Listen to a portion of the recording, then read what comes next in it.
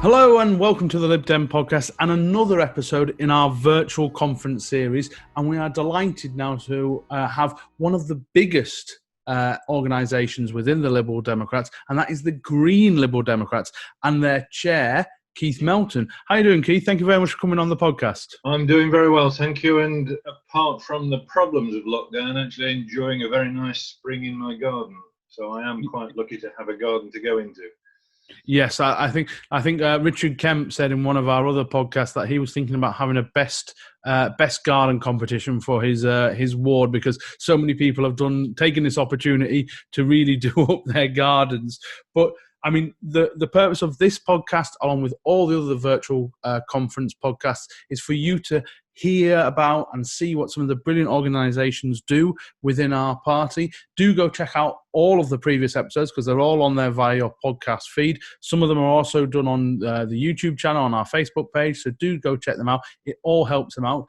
And I think the first point, Keith, for this is for you to tell us about the Green LibDems. What is their purpose? Why are you set up? It's one of the unusual ones, because obviously there is a Green Party rival to the Lib Dems. So yours is even more interesting. So why don't you tell us a little bit about the Green LibDems? We were set up originally when the party was established, and we were the follow-on group to what was the Liberal Ecology Group when we were part of the Liberal Party. And essentially, the Green Liberal Democrats act as the environmental conscience of the Liberal Democrats. We have acted quite often in respect of trying to make more environmentally sound the policy. So we act internally, but we also communicate outside the party with other organisations. We communicate by setting up environmental events and so on over the years, and we do try to make sure that the party is as environmentally sound as possible. And it's an interesting case, because I think everyone would agree that over the last general elections, the subsequent general elections, green issues have become more and more prevalent. If you look at those lists of what people want to talk about, what their most important factors in their vote, green issues have been going higher and higher and higher and higher. And in 2019, they were as high as they've ever been, usually in the top three, actually, environmental issues and climate change. And so do you think it's vital now, your role with keeping that core within the Liberal Democrats? Absolutely.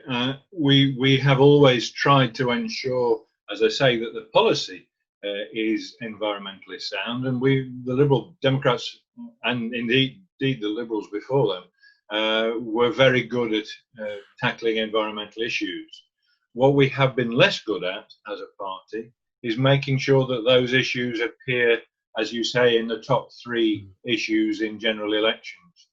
There's been an assumption that the Liberal Democrats have been environmentally good with their policies, but we haven't always sold those policies at the top of our manifestos.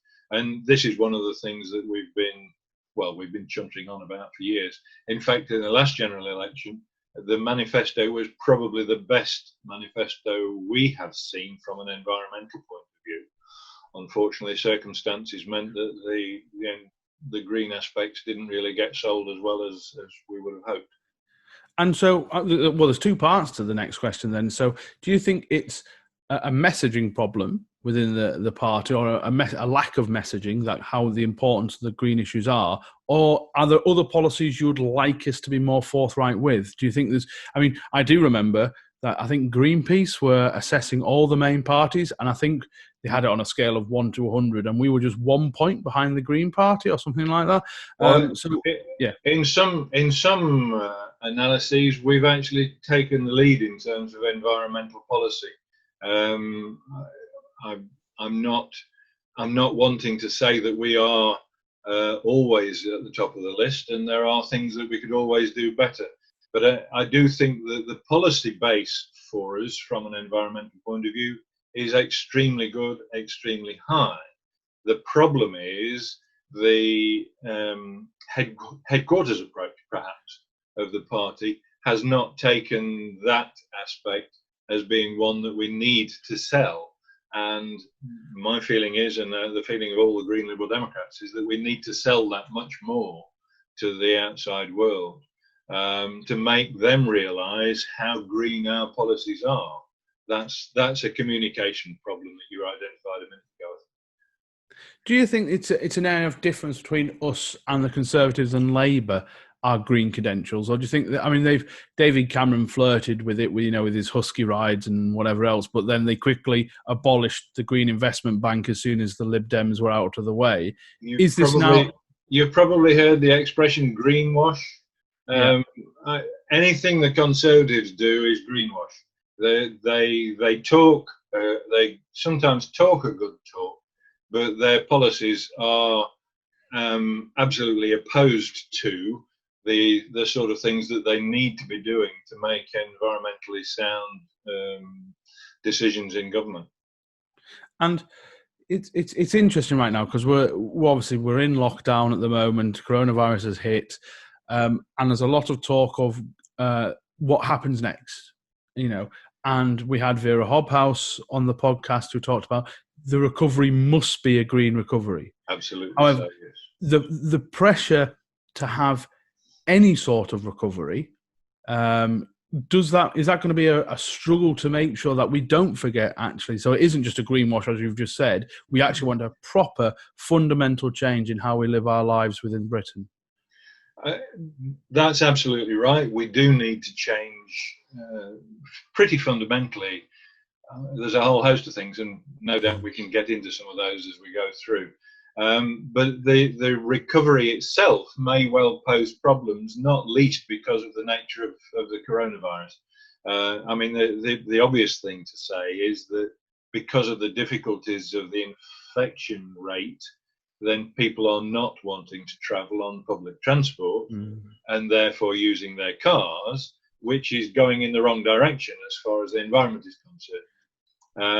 I did see a piece of research that I think the AA have done in the last week or so, or at least reported in the last week or so, that the drivers that they have interviewed have given a pretty good indication that they do want to carry on changing their habits to some extent, and that many of them will walk to work or cycle to work, and probably not take so many long car journeys and not take so many air journeys. So that's good in itself. One of the things that we have seen because of the economic lockdown is the absolutely dramatic effect it's had on air condition. The air pollution has gone down. I was sitting here a week or so ago and talking to somebody, I think it was on Zoom, happened to look out of the window and there was a contrail, and it was such a surprise to me. Oh, there's an aeroplane. I mean, the number of planes passing over has gone down remarkably, and clearly that's making a difference to the atmosphere and the clarity of air pollution.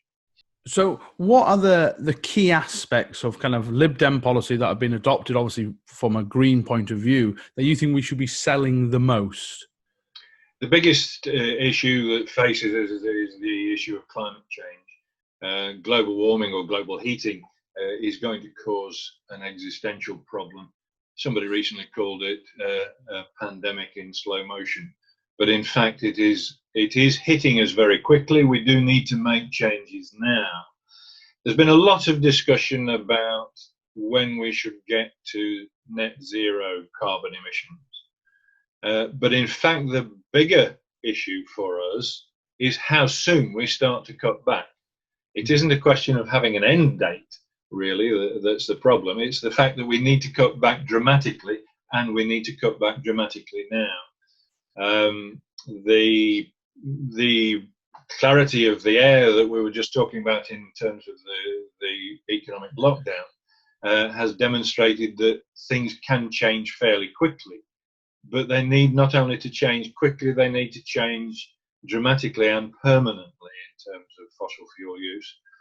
Otherwise, we are in serious danger. And the Liberal Democrats actually have extremely good environmental policies in that regard, and we know we have costed out the processes that need to be changed, and the fact that we can do it, and we can do it within a time frame. Yes, it's important that we have an eventual net zero carbon output. In fact, we probably need to go to negative carbon in terms of offsetting and so on. But we need to make the start now, and we need to identify those areas that are most damaging and act on those most quickly. And it's interesting when you think of like where Britain needs to be, like in terms of net neutral or even carbon negative.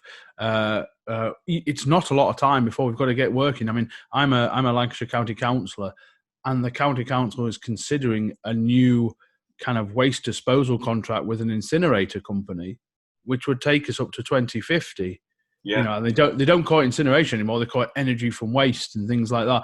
But actually, if that's going to happen, we can't have a contract that is going to make sure that areas like mine are pumping in vast amounts of rubbish into these areas and not thinking of recycling targets and other things as their top priority. Yeah, one of the problems, just taking incineration, in the short term, it is probably quite good to use waste to make energy by incineration. The problem is the investment to create the incinerator means that after you've started to use it, you then have to feed the darn thing. Yeah. So people are then burning stuff that could actually be recycled more effectively. So that's right. And councils then become locked into a contract of supplying X amount of tonnage of waste, which when they should be actually thinking, well, we need to be getting far better recycling targets instead.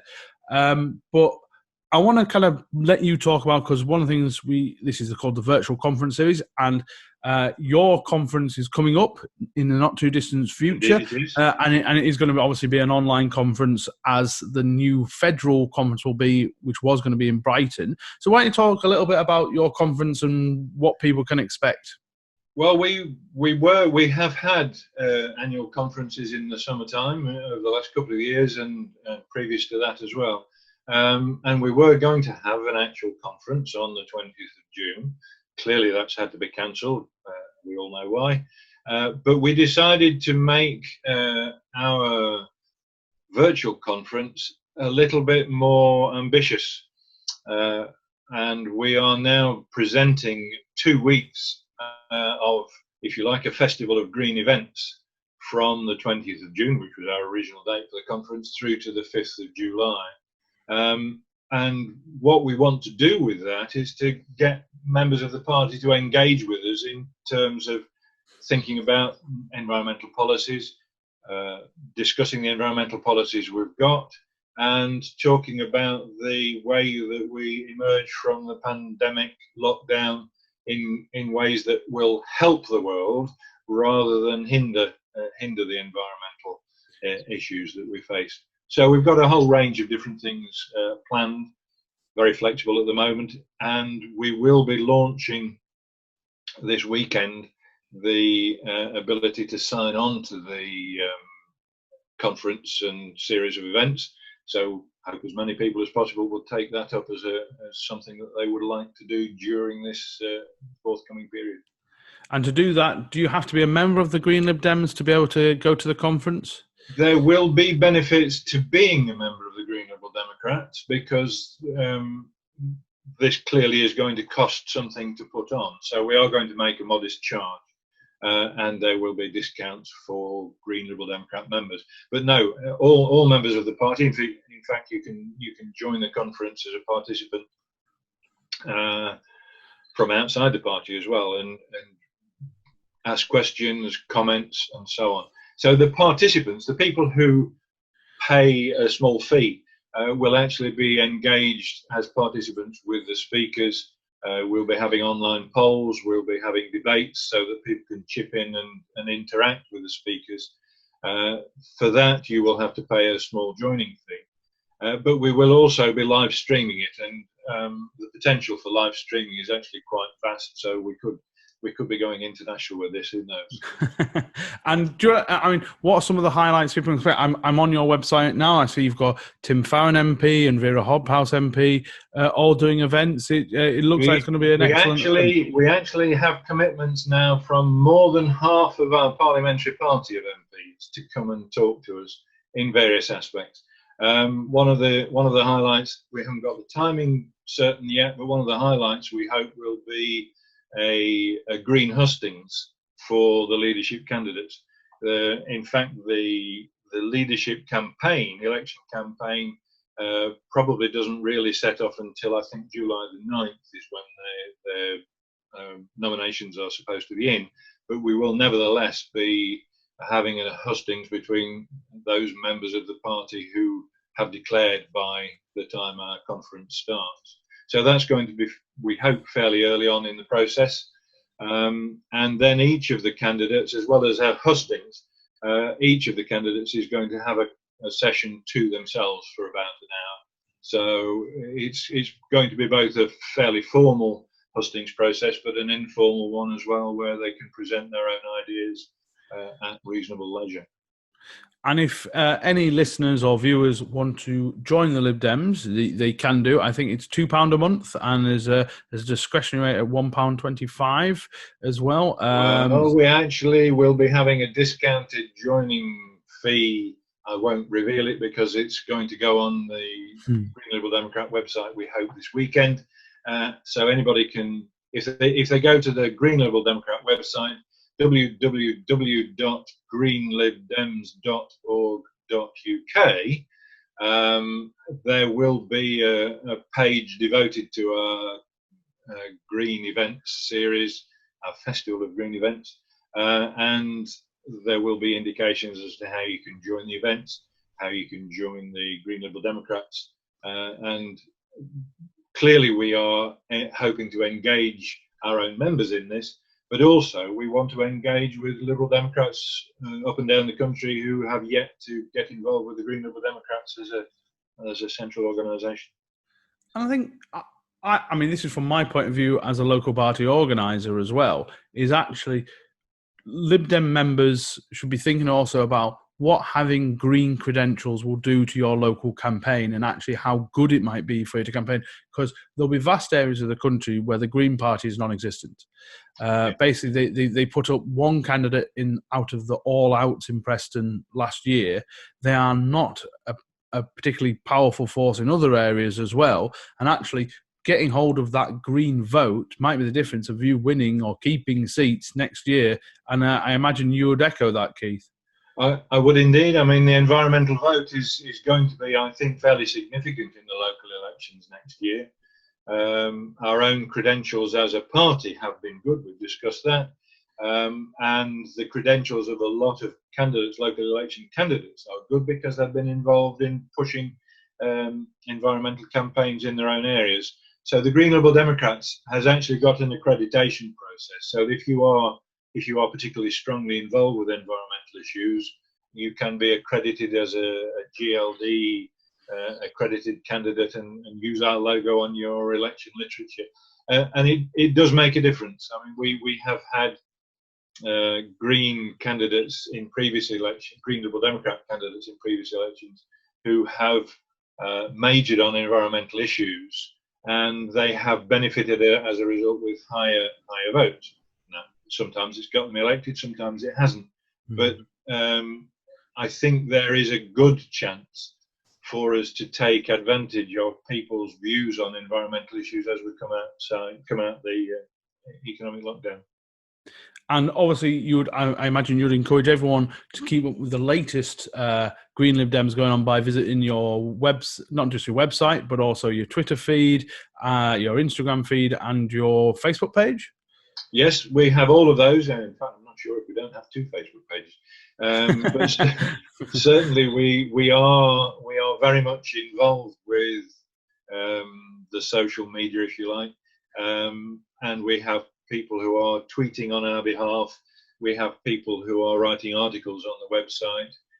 We have a huge archive of previous articles that you can dip into to find environmental issues that perhaps have been dealt with before but might apply to your area in a new way during the local elections coming up next year.